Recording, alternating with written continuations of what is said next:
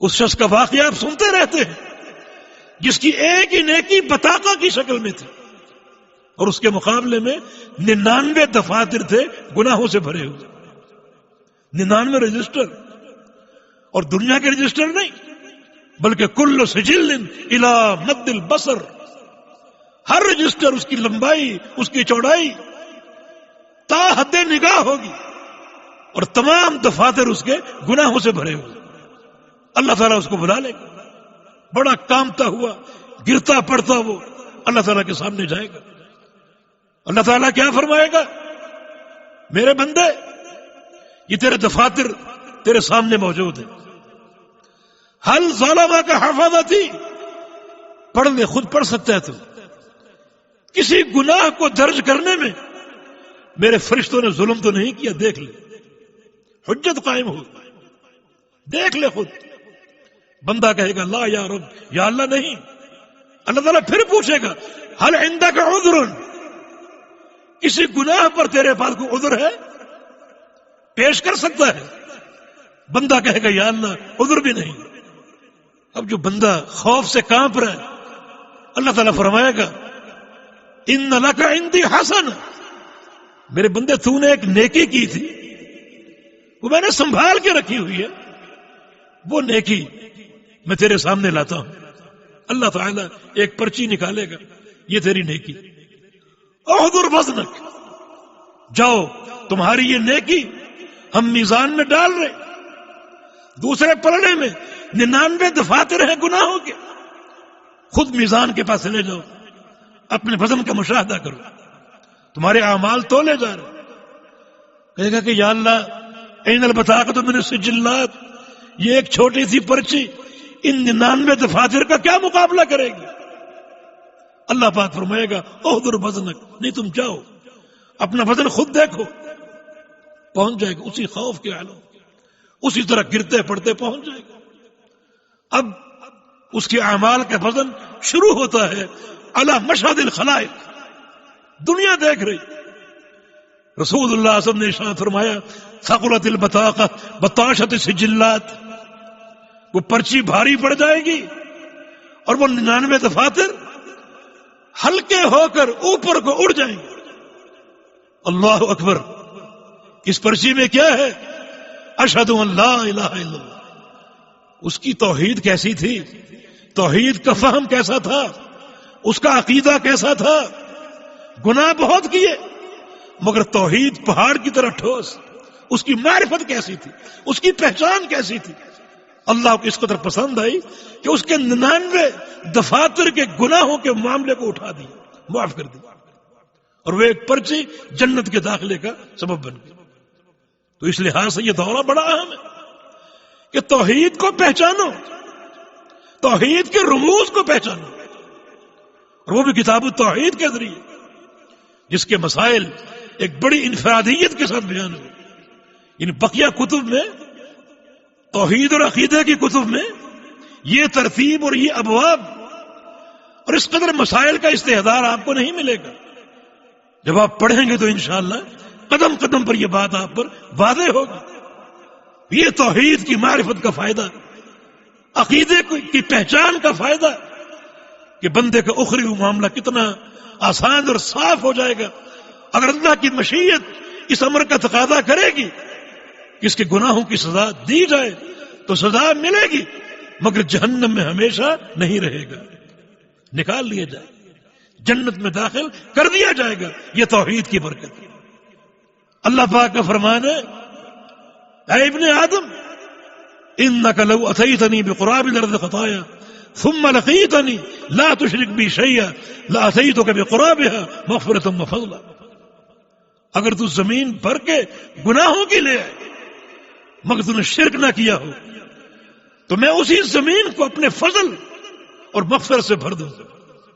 یہ توحید کی برکت ہے۔ یا ابن آدم انک ما دعوتنی ورجوتنی لاغفرن لک علی ما کان منک ولا ابالی، اے آدم کے بیٹے جب تک تو دو کام کرتا رہے، پوری دیانتداری کے ساتھ اور پوری ذمہ داری کے ساتھ دو کام کرتا رہے، ایک یہ کہ جب بھی پکارے مجھے پکارے، کسی اور کو نہ پکارے، دوسرا یہ کہ جب بھی امیدیں وابستہ کرے تو میرے ساتھ کرے، کسی اور کے ساتھ نہ کرے، اس وقت تک میں بھی تیرے تمام گناہوں کو معاف کرتا رہوں۔ توحید کی عظمت، یا ابن آدم لو بلغت ذنوبك عنان السماء ثم استغفرتني لاغفرن لك على ما كان منك ولا ابالي، اے آدم کے بیٹے تیرے گناہ اگر آسمانوں کو چھونے لگے، آسمانوں کو چھونے لگے، اور تو ایک بار استغفار کر لے، ایک بار استغفار کر لے، مگر استغفار کی اساس کیا ہے؟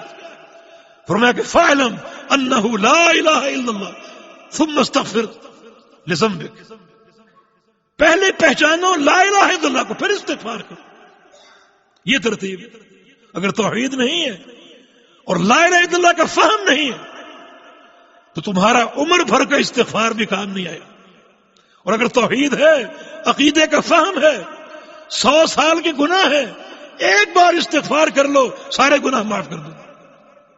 یہ توحید کی برکت کہ پہلے اس کلمے کو پہچانو۔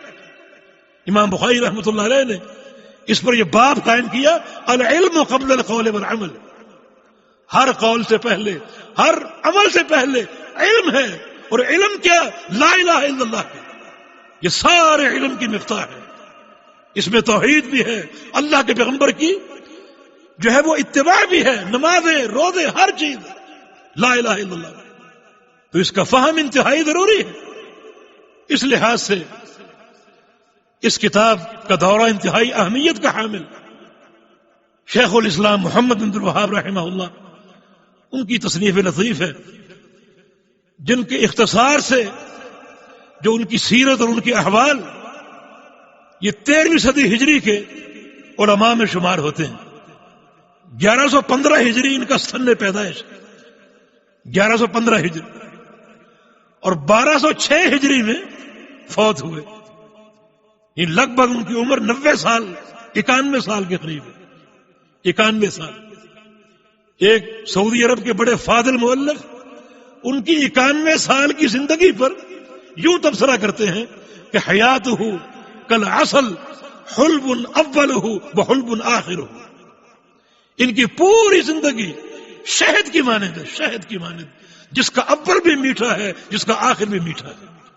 پوری زندگی حلاوت کی آئینہ دار اور حلاوت کی ترجمان، عقیدہ بیان کیا، توحید بیان کی، ان کی کتب۔ ابھی آپ نے سنا کہ جو ان کا دور تھا جہالات کا دور تھا، ضلالات کا دور تھا، عقیدے سے انحراف کا دور تھا۔ جزیرہ عرب میں صرف فقہ پر توجہ تھی، اور وہ بھی فقہ حنبلی پر، مگر عقیدے کی دراسہ، عقیدے کا فہم، عقیدے کی تعلیم مفقود تھی۔ شیخ نے آ کر عقیدے کی تعلیم کا احیاء کیا اور توحید کے دروس دیے، توحید پر کتابیں لکھی، تبھی ان کو مجدد کا لقب دیا گیا کہ اپنے دور میں عقیدے کے تعلق سے اس دین کی تجدید کرنے والے، اس دین کی تجدید کرنے والے۔ اجینا مقام پر پیدا ہوئے اور مختلف علاقوں کا سفر اختیار کیا طلب حدیث کے لیے، حجاز بھی گئے، حرمین گئے، عراق گئے، اور نجد کے مختلف علاقوں کے دورے کیے اور وہاں کے مشائخ سے طلب علم کیا۔ جب دعوتی کام کی بڑی مخالفتیں ہوئیں، بڑا لوگوں نے حسد کا مظاہرہ کیا، مگر صبر کے ساتھ اپنے منہج پر قائم رہے۔ بالآخر اللہ تعالیٰ نے بہت سے مراحل کے بعد درعیہ آنے کے اسباب پیدا فرمائے۔ اس وقت درعیہ کے حاکم محمد بن سعود رحمہ اللہ تھے۔ انہوں نے ابتداءً شیخ کی دعوت سے اختلاف کیا، مگر شیخ کی دعوت کا فہم اللہ تعالیٰ نے ان کی بیوی کو عطا فرما دی۔ پھر ان کی بیوی، ان کی زوجہ صالحہ، شیخ اور اپنے شوہر کی ملاقات کا سبب بنی، ان کو سمجھاتی رہی اور انہیں تلقین کرتی رہی، علم دیتی رہی، حتیٰ کہ ان کو بھی عقیدے کا فہم حاصل ہو گیا اور توحید کا فہم حاصل ہو گیا۔ پھر کیا تھا؟ ایک طرف علم کا خزانہ تھا اور ایک طرف حکومت اور طاقت، دو چیزیں ساتھ مل گئی، اور ان دو چیزوں نے مل کر عرب کے اس جزیرہ میں اقامت توحید کا کام کیا۔ بیت اللہ تک میں 4 مسلح تھے اور جہالتوں کا عجیب دور تھا، اونچی قبریں بنانا، پکی قبریں بنانا، لوگ اس کے عادی تھے۔ اور شیخ نے اس کے خلاف علم جہاد بلند کیا. فضائل آپ سنتے رہتے ہیں. میں نے اس وقت آخر میں 3 چیزیں بتانی ہیں، 3 چیزوں کا ذکر کرنا ہے، اور وہ ہے شیخ کی زندگی پر، ان کی سیرت پر معاندین کے 3 اعتراض، 3 اشکال یا 3 شبہات جو لوگوں نے خام خواہ پیدا کیے، تاکہ آغاز کتاب میں اساسی طور پر ہم ان اہم مسائل کو سمجھ سکیں. جو شیخ کی کتابیں ہیں ان کا جواب کوئی نہیں دے سکا. جتنی بھی مؤلفات، مخالفین بہت ہیں، حاسدین بہت ہیں، مگر شیخ کی کتب کے ایک جملے کو کوئی غلط ثابت نہیں کر سکا، اس کا جواب نہیں دے سکا، اس کا رد نہیں کر سکا. مانا علمی میدان میں وہ لوگ صفر تھے. اعتراض کیا ہے کہ شیخ محمد نجد کے علاقے سے، اور نبی علیہ السلام نے فرمایا تھا کہ نجد سے شیطان کا سینگ طلوع ہوگا. وہ شیطان کا سینگ نعوذ باللہ شیخ محمد بن وہاب، نعوذ باللہ. یہ ایک اعتراض، ایک شبہ اس دعوت کو ناکام کرنے کے لیے. اور دوسرا یہ کہ شیخ کا جو علاقہ ہے یمامہ، اس علاقے سے ایک جھوٹا نبی پیدا ہوا تھا، مسیلمہ کذاب. جو علاقہ ایسے لوگوں کی پیداوار کا سبب بنے، ایسے لوگوں کو پناہ دے، اس علاقے میں کہاں خیر و برکت ہو سکتی ہے.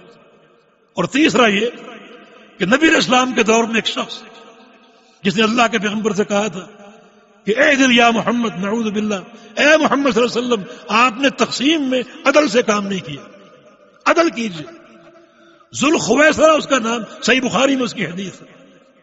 تو رسول اللہ صلی اللہ علیہ وسلم نے فرمایا تھا یخرج من ذئذ ھذا قوم یتلون کتاب اللہ لا یجاوز تراقیہم، کہ اس شخص کی اصل سے لوگ اس کا ترجمہ نسل کرتے ہیں، اس کی نسل سے ایک قوم پیدا ہوگی جو اللہ کی کتاب پڑھے گی، قرآن کی تلاوت کرے گی، مگر وہ قرآن ان کے حلق سے نیچے نہیں اترے گا، اوپر ہی رہے گا. یمرقون من الدین کما یمرق السهم من الرمیہ، اور وہ جماعت دین سے نکل جائے گی جیسے تیر کمان سے نکل. اور آگے اس حدیث میں یہ الفاظ بھی ہیں لیکن ادرکتہم لاقتلنہم قتل ثمود، اگر میں نے اس قوم کو پا لیا تو میں ان کو قوم سمود کی طرح قتل کر دوں گا، ایک بندہ نہیں چھوڑوں گا، قوم سمود کی طرح قتل کر دوں گا. تو کہتے ہیں کہ شیخ اسی کی نسل سے ہیں، نعوذ باللہ. اللہ کے پیغمبر اشارہ کر کے کہ اس کی نسل سے ایک شخص پیدا ہوگا، ایک قوم پیدا ہوگی. تو شیخ اور ان کی قوم اور ان کے اتباع اسی ذوالخویصرہ کی نسل سے ہیں. یہ شبہات ہیں جن کی کوئی اساس نہیں، بجائے اس کے کہ شیخ کی کتب کا، ان کے علم کا، ان کے عقیدے کا رد کرتے، ایک جملے کا رد نہیں کر سکتے. کسی میں طاقت ہی نہیں. اس قسم کے شبہات پیدا کر کے لوگوں کو اس دعوت سے دور کرنے کی سازش. ذوالخویصرہ کہ اس شخص کی نسل سے ایک قوم پیدا ہوگی جو دین سے نکل جائے گی. زے کا معنی اصل بھی ہے اس کے قبیلے سے، یہ نہیں کہ بعد میں قوم پیدا ہوگی، کیونکہ پیغمبر علیہ السلام کی حدیث میں یہ الفاظ بھی ہیں کہ ان لہ اصحابا یقرؤون القرآن لا یجاوز تراقیہم، کہ اس شخص، یہ ذوالخویصرہ، اس شخص کے کچھ دوست، کچھ اصحاب اس کے ساتھ مل جائیں گے جو قرآن پڑھیں گے اور قرآن ان کے حلق سے تجاوز نہیں کرے. مانا وہ لوگ اسی دور میں تھے جو اس کے ساتھی بنے. اور یہ خوارج ہیں جن کا ذکر کتب حدیث میں وارد ہے، نسل نہیں کہ بعد میں اس کی نسل سے وہ قوم پیدا ہوگی. خوارج پیدا ہوئے اور صحابہ کرام نے ان کے خلاف علم جہاد بلند کیا. تو نبی علیہ السلام نے ایک دوسری حدیث میں زے کی جگہ اصحاب کا ذکر کیا کہ اس کے کچھ دوست، اس کے کچھ ساتھی، اس کی ہم نشین جو اس کی بات کو سنیں گے اور قبول کریں گے، وہ دین سے نکلیں گے اور اس طرح نکلیں گے جیسے تیر کمان سے نکلتے. اگر میں نے ان کو پا لیا تو قوم سمود کی طرح قتل کر دوں. تو یہ لوگ اسی دور کے، بعد میں آنے کا کوئی ذکر نہیں. اور ہمارے ایک سوال کا جواب دیجئے کہ ایک شخص جیسا بھی ہو، کیا اس کی نسل یا پشت سے، اگر یہ معنی مان بھی لے نیک اور صالح انسان پیدا نہیں ہو سکتا؟ اکرمہ کون تھا؟ نبی علیہ السلام کا صحابی. اور اس کا باپ کون تھا؟ اس امت کا فرعون ابو جہل. تو ابو جہل کا بیٹا ہونے کے ناطے اس پر اعتراض کرو گے؟ یہ اللہ تعالیٰ کی شان ہے. یخرج الحی من المیت یخرج المیت من الحی. زندوں سے مردہ نکالتا ہے اور مردوں سے زندہ نکالتا ہے. ایک مکھی رزق کھاتی ہے اپنا، پھلوں کو چوستی ہے، پھولوں کو چوستی، اس کی غذا ہے. پھر اس کی قے کرتی ہے، وہ قے آپ کا شہد ہے.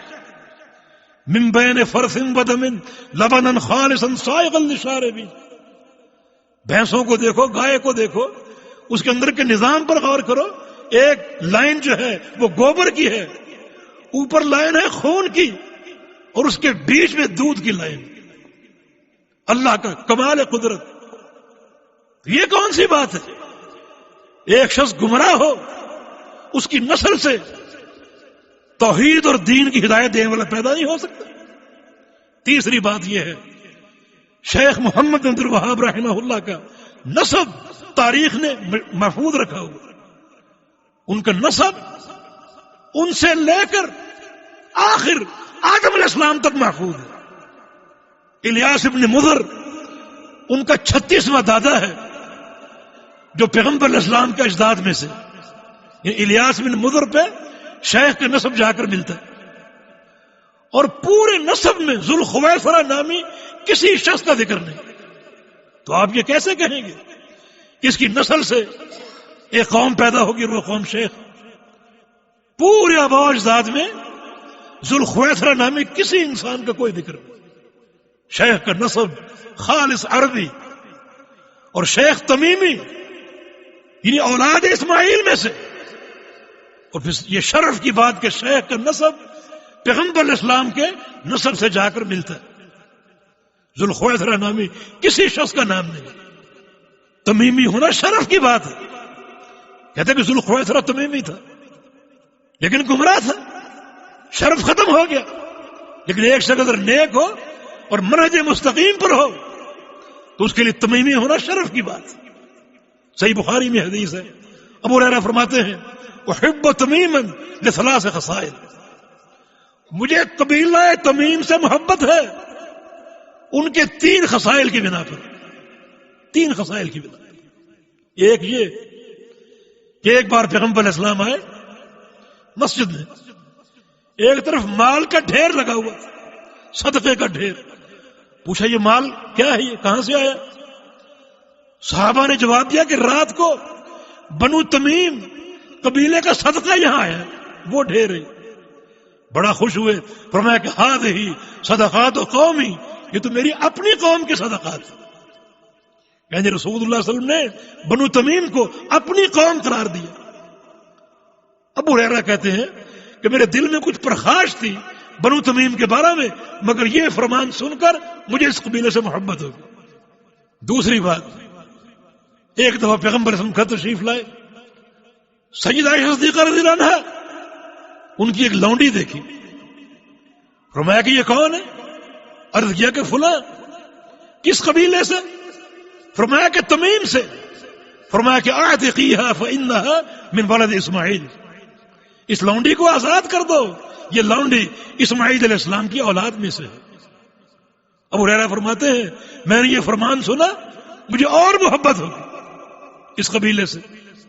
اور تیسری جو خوبی ہے، تیسری خصلت، ایک بار رسول اللہ صلی اللہ علیہ وسلم نے دجال کا ذکر کیا اور دجال کی خطورت واضح کی، سب سے بڑا فتنہ، اور فرمایا تمیم کی طرف اشارہ کر کے، قبیلہ بنو تمیم کی طرف اشارہ کر کے، ہم اشد امتی علی الدجال، میری امت کے جتنے بھی گروہ ہیں، جتنے بھی قبیلے ہیں، ان میں سے دجال پر سب سے بھاری اور سخت قبیلہ بنو تمیم ہے.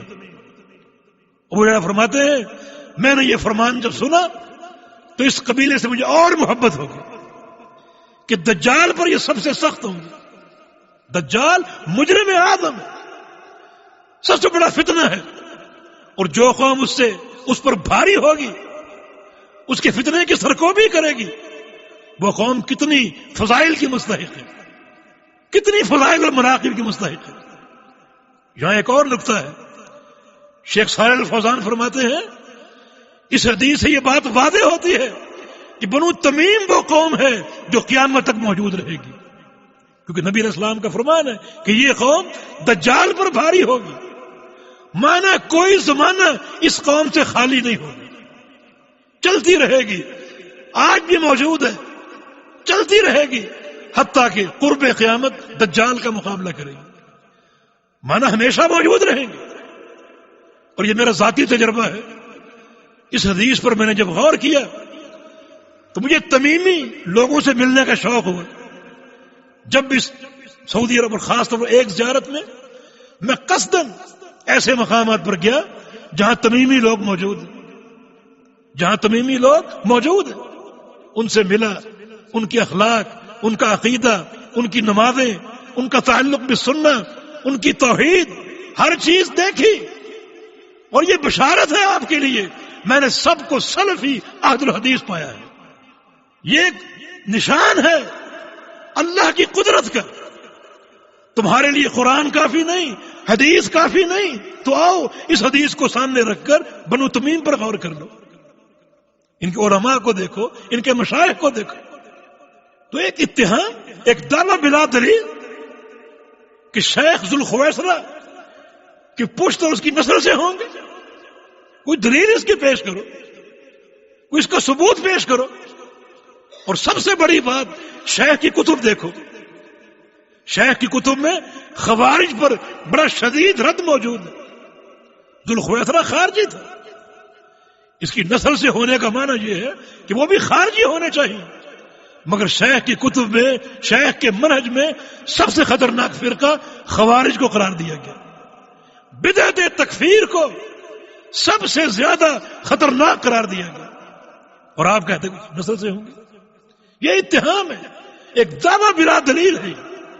باقی رہا دوسرا شبہ کہ ان کا تعلق یمامہ سے ہے، اور یمامہ خطرناک لوگوں کو پیدا کرتا ہے، جس کی ایک مثال مسیلمہ کذاب۔ بھی ایک مثال اور سن لو، اسود عنسی جو کہ یمن کا تھا، جھوٹا مدعی نبوت۔ اگر مسیلمہ کذاب یمامہ کا تھا اور دعوی نبوت نے جھوٹا کیا تھا، اس کی بنا پر سارے اہل یمامہ پر آپ تنقید کرتے ہیں، تو اس کا معنی سارے اہل یمن بھی تنقید کے قابل، وہ بھی سب گمراہ ہیں۔ پھر پیغمبر علیہ السلام نے یہ کیوں فرمایا الایمان یمان بل فقہ یمان، کہ ایمان تو یمن کا ہے، عقیدہ تو یمن کا ہے، اور فقہ بھی یمن کی ہے۔ اور ایک سوال کا جواب دو، پورے قرآن و حدیث میں کسی ایک شخص پر تنقید ہوئی ہے اس کے علاقے کی بنا پر، کیونکہ فلاں شخص فلاں علاقے کا ہے لہذا گمراہ ہے، اور چونکہ فلاں شخص فلاں علاقہ کا ہے لہذا وہ سچا ہے؟ نہیں، علاقہ اور قومیت یہ خیر و شر کی بنیاد ہے ہی نہیں، بنیاد تو ہدایت ہے، عقیدہ صالحہ ہے، کتاب و سنت کی پیروی ہے۔ ابو جہل کہاں رہتا تھا؟ مکہ میں۔ ابو جہل کو پیدا کس نے کیا؟ مکہ شہر نے، جو کہ ام القریٰ ہے، تو مکہ والے بھی گمراہ ہو گئے۔ ابو جہل اس امت کا فرعون، حران ابراہیم علیہ السلام کا شہر تھا، اور وہاں سارے صابی اور مشرک تھے۔ تنقید کرو گے ان پر بھی؟ اللہ تعالیٰ کا نظام ہے، مردوں سے زندہ اور زندوں سے مردہ پیدا کرتا ہے۔ اور یمامہ کے بارے میں نبی علیہ السلام کی حدیث ہے، آپ مکہ میں تھے اس وقت، فرمایا کہ ارید دار ہجرتکم، اللہ تعالیٰ نے مجھے تمہاری ہجرت کا شہر دکھا دیا خواب میں، میں نے خواب میں تمہارا دار ہجرت دیکھ لیا، اللہ نے دکھایا۔ فذهب فهلي انها اليمامہ او یثرب، خواب میں میرا خیال کس طرف گیا؟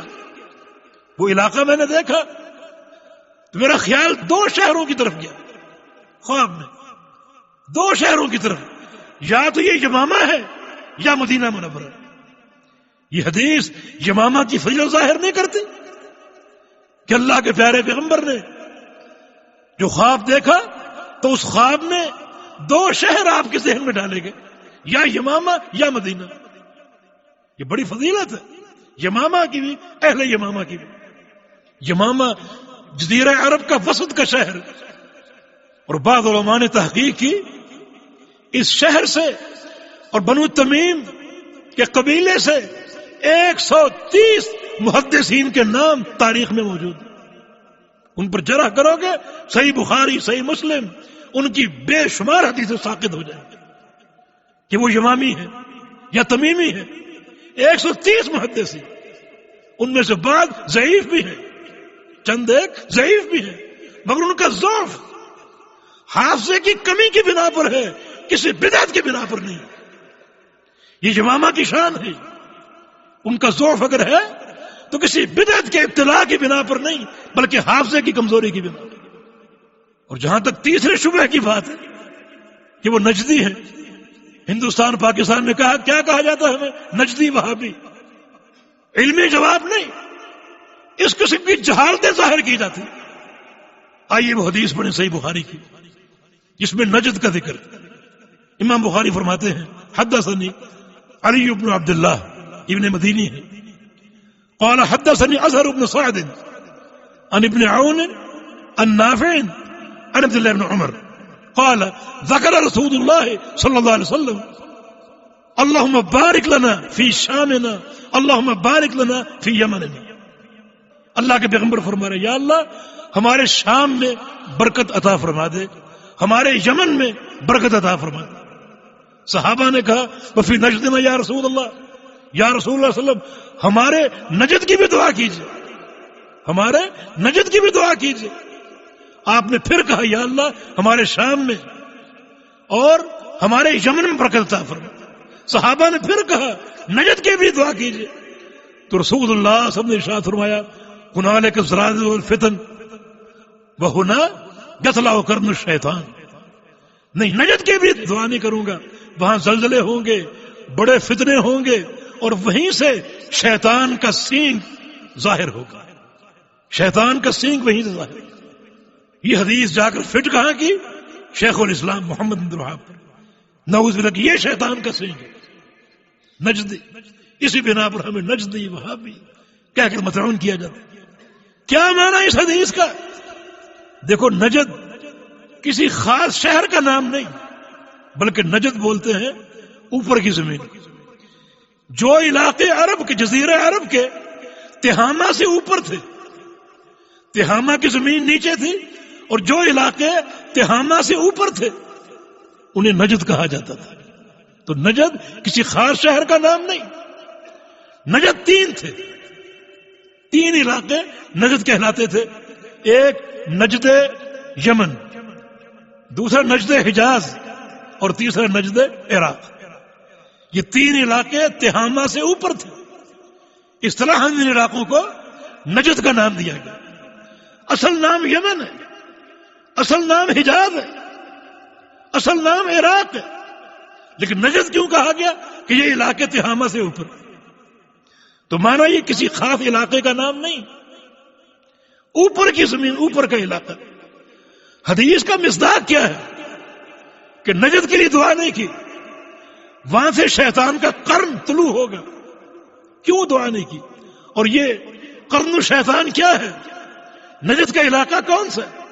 بھی 3 علاقے ہیں، کون سا نجد مراد ہے؟ آئیے ایک اور حدیث پر غور کریں. بعض طرق میں یہ الفاظ موجود ہیں، صحیح مسلم کی حدیث. جب پیارے پیغمبر نے دعا کی یا اللہ ہمارے شام میں اور یمن میں برکت عطا فرما، تو صحابہ نے کہا وفی مشرق یا رسول اللہ، کہ یا رسول اللہ صلی اللہ علیہ وسلم مشرق کے لیے بھی دعا کر دے. نجد کا ذکر نہیں کیا. اور ایک حدیث کے الفاظ ہے وفی مشرقنا یا رسول اللہ، کہ یا رسول اللہ صلی اللہ علیہ وسلم ہمارے مشرق کی بھی دعا کر دے. یہ بات اللہ کے پیغمبر نے کہاں فرمائی؟ مدینہ میں، مسجد نبوی میں بیٹھ کر. بلکہ ایک حدیث کے الفاظ ہیں اشار رسول اللہ صلی اللہ علیہ وسلم الی مسکن عائشہ. اللہ کے پیغمبر مسجد میں بیٹھے ہوئے تھے اور آپ نے اشارہ کیا عائشہ کے حجرے کی طرف، عائشہ کے کمرے کی طرف، اور فرمایا کہ ہا ہونا یطلع قرن الشیطان، یہاں سے شیطان کا سینگ نمودار ہوگا. اور حجرہ عائشہ مسجد نبی میں بیٹھنے والا حجرہ عائشہ وہاں سے مشرق کی طرف ہے. یہ بات واضح ہے، آپ خود اس کے شاہد ہیں کہ جو شخص مسجد نبی میں بیٹھا ہو اس کے مشرق میں حجرہ عائشہ ہو. اس حدیث سے کیا واضح ہوا کہ اللہ کے پیارے پیغمبر کا اشارہ مشرق کی طرف تھا کہ یہاں سے قرن الشیطان ظاہر ہو. ایک اور حدیث سن لو، اس میں اور زیادہ صراحت. جب پیارے پیغمبر نے فرمایا کہ یا اللہ یمن میں برکت دے، شام میں برکت دے، تو صحابہ نے کہا وفی عراقنا یا رسول اللہ، کہ یا رسول اللہ صلی اللہ علیہ وسلم ہمارے عراق کے لیے بھی دعا کر دیجیے. اس سے بات بالکل واضح ہو گئی کہ حدیث میں جو نجد کا ذکر ہے اس نجد سے مراد نہ تو نجد یمن ہے نہ نجد حجاز ہے، بلکہ اس سے مراد نجد عراق ہے. اور مدینہ کے مشرقی سائڈ پر جو ہے وہ یمامہ کا علاقہ نہیں ہے بلکہ عراق کا علاقہ ہے. اور پھر جو حدیث کا راوی ہوتا ہے وہ اپنی حدیث کو زیادہ سمجھتا ہے، اس کا فہم زیادہ ہوتا ہے اور اس کی بات زیادہ اقرب للصواب ہوتی. صحیح مسلم میں یہ حدیث ایک سند سے وارد ہے، اس میں عبداللہ بن عمر کے شاگرد سالم ہے، اور سالم ایک دفعہ اہل عراق کے ایک دستے سے یا گروپ سے مخاطب تھے. حج کرنے آئے ہوں گے یا عمرہ کرنے آئے ہوں گے، بہت سے عراقی ان کو مخاطب تھے، یا اہل العراق، اے عراق والو، میں ایسا نہیں کروں گا کہ تم کو چھوٹے گناہوں سے روکوں اور بڑے گناہوں پر سوار کروں. ایسا نہیں ہونے دوں گا. تم قتال کرتے ہو، لڑتے ہو، فتنے پیدا کرتے ہو. کیا اللہ کے پیغمبر کا فرمان تم بھول گئے کہ اللہ کے پیغمبر نے تمہارے علاقے کی طرف اشارہ کر کے فرمایا تھا کہ ہاں ہونا یطلع قرن الشیطان، کہ یہاں سے شیطان کا قرن طلوع ہوگا. کتنی بڑی وضاحت ہے.